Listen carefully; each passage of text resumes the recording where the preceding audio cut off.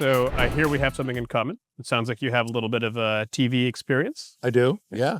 I thought it was our pillow, but Yeah. So here's this now. I heard that you went against one of our culinary legends from New York. His name is Bobby Flay. Yes. Is it correct that you beat him? I did beat him, yep, with fried chicken.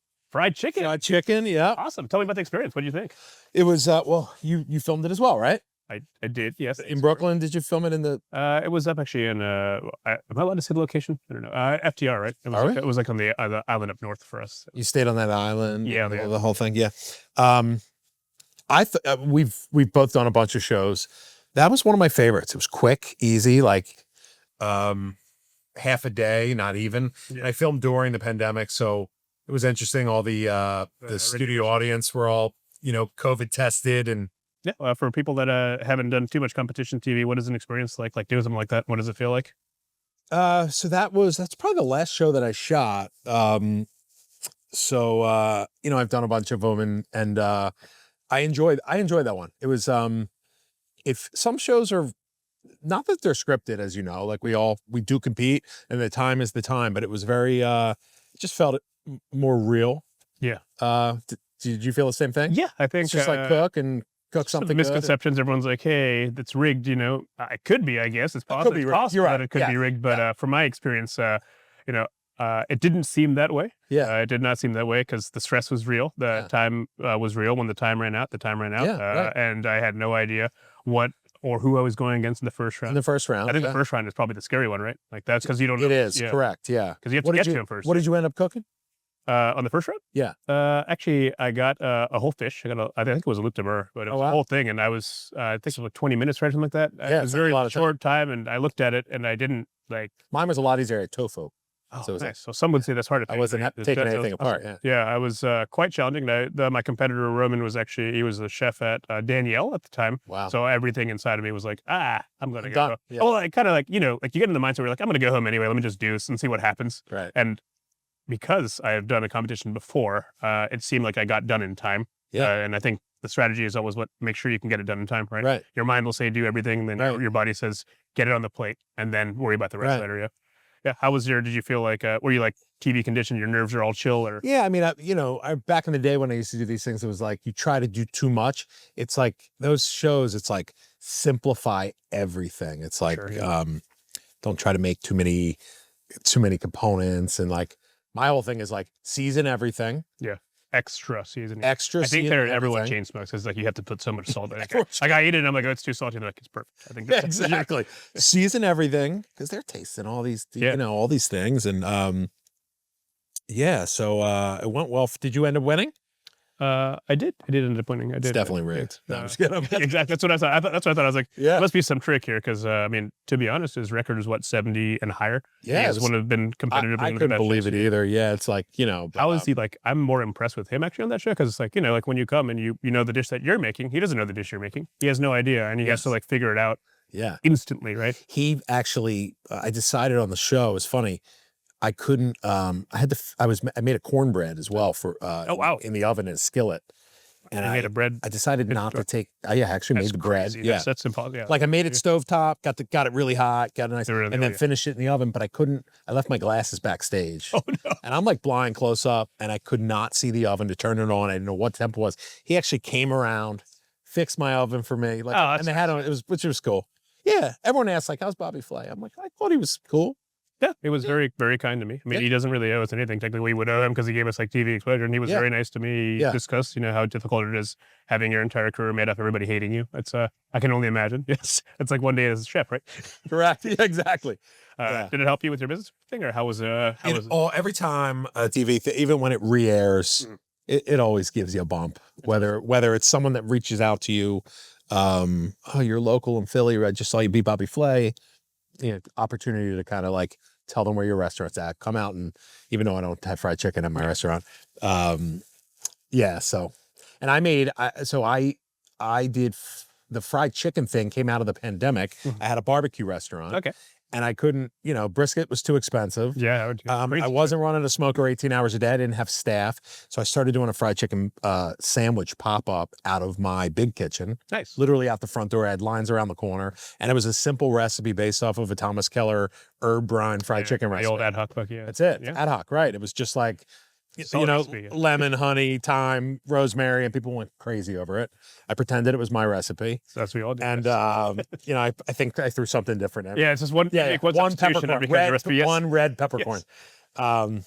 And that's what I tried to do against Bobby Flay. And I did, I think I made a coleslaw and some cornbread. I did this like honey vinegar thing. Yeah.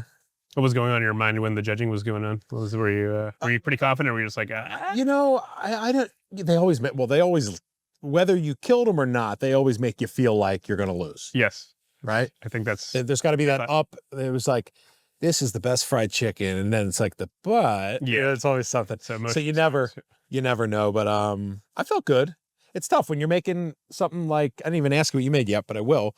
Make fried chicken. It's like any little thing can go wrong. It was on the bone, and like, did I cook it too long? Did I not? I fried it. Mm-hmm.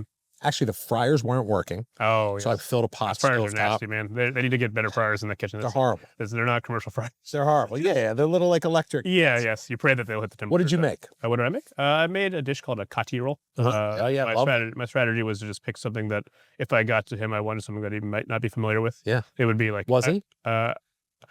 Oddly enough, I do some research when I do these things. It looked like there was a Kati roll challenge that did like 7 or 8 seasons, because there's like 40. There's so many seasons. Yeah, it's almost like there's nothing left for him. Yeah. So when that was the one that they settled on. But when I did mine, I made the paratha from scratch. So I made the breads. Yeah, and I was convinced that they had a dough sheeter because it's a laminated dough. They did not have a dough sheeter, so I had to hand make it, and I did not plan for that part. Yeah. So it was cutting it close to the point where like even the production team, like everyone's like, should we just give him like a pre-made one? Because Bobby didn't make one, obviously. And I was like, I stopped for a second, and I was like, my mom will kill me if I don't finish this. And that was the inspiration. I was like, my mom will murder me. I need to get this in the fryer right now. And so I pushed through. Yeah. And I think that may have been what set it over the edges, because I just tried to make something from scratch and not enough time. Yeah. It's all just a balance of like. How was his? His was interesting. We'll say. It was. I think it was a very good idea. I think the tough part, what I was shooting for, and actually, I got into an honest conversation because, when you do these things, no, they're not going to tell you what to do, but there's an appearance you want to put on it. You want it to look pretty. You want it to be such. And I was like, I wrap mine in foil because in Bangladesh and India, you wrap it in foil because you take it with you and you got to open it up. Yeah, right. Well, and there was a fight almost where they're like, you can take it out of the foil. I was like, no, I'm not going to take it out of the foil because it has to be hot. Like, it's really important. It's this way. The judges. And the judges were like, because it was in foil, they're like, oh, this seems more authentic because it was in foil. Yeah. And it was like it was an interesting point. But when you do these things, I think we were talking about it earlier, you got to stick to you, right? Yeah. You want to do like, everybody will tell you what you should do. Right. And then you're just left with like, what should I actually do? And whether you're happy or not, you just got to do what you want to do. And if you lose that way, I think I felt a lot better knowing that I got what I wanted on the plate mostly. It's so funny you say that because, you kind of do stick to you. Like first round, they gave me tofu, right? At that time, I had my little Vietnamese sandwich shop. So I made a little tofu banh mi, right? And did you make the bread? Did I make the bread? Yeah. No. But and the bread was horrible. It was the worst part. But I remember my favorite part of banh mi or Vietnamese sandwiches are the herbs, right? Yeah. And I personally like stems of cilantro better than the leaves. They hold up better. They have more flavor. Objectively, you're correct. Yes. Well, thank you. So I filled it with that and even a little bit of mint leaves. And Jeff Zakarian, it's like, I really love the way you said, but no one wants to eat stems of any vegetable. And I was like, oh, I do. Yeah. Like, I actually enjoy that. Yeah. I think one of the things that is interesting is probably maybe the first time you did a competition TV show, you don't really know what you're supposed to do, and you're afraid because to talk back. Yeah, and I think as you do TV and they like you realize that you do actually have to stand up for your product because they'll sense any sort of lack of confidence, right? If you don't do it, and then even if there's a production team, if they can't taste it, how are they going to make an assessment? Right. And it's based on your confidence. So maybe a word of advice for the young chefs that are getting on stuff, right? Like, do it. And maybe you can beat Bobby Flay, right? Right. So did it feel like good to win? Did you have to like jump up, or what they make you do? They made me do something really ridiculous that every time I watch it on TV, people laugh at me and I laugh at myself. I did do a cartwheel just for Oh, I wouldn't have been. My jeans were too tight. Mine were too. And you think you can do it once, but you got to get that take. So I did like. It was like, I'm Chad Rosenthal and I just beat Bobby Flay. And I did like this thing that I would never do in real life. and everyone makes fun of me for it. I didn't do a cartwheel. I don't recommend it. Because I don't know what I did, but it was over the top. I think that's the energy though. Like, yeah, I think what they say maybe for television is you take your personality and amplify it by 1,000%, and you have to. You look on TV. 100, just like the seasoning. Yeah, exactly. And I think the later you do that, like we get those things later on, we're like, oh, they're only going to be like, they're going to cut us down to this amount. It's really important. You make a very strong impression. Yeah. Well, that's cool. I really appreciate you telling me. Man. Thank you. It was great meeting you. Yeah. Again, I'm very upset I came on a Monday night to Columbus, so I can't eat his food. Yeah, but I'll come back. Yeah, for sure. Maybe you can come and try the thing that Beat Bobby we have on our menu right now. Oh, do you really? Yeah, I have it over at Joya's, and the day that thing aired, which is funny, went nuts. They think it's live. They're just like, you just beat him, and I was like, I'm at the restaurant. I actually just flew back from Brooklyn. I just did it.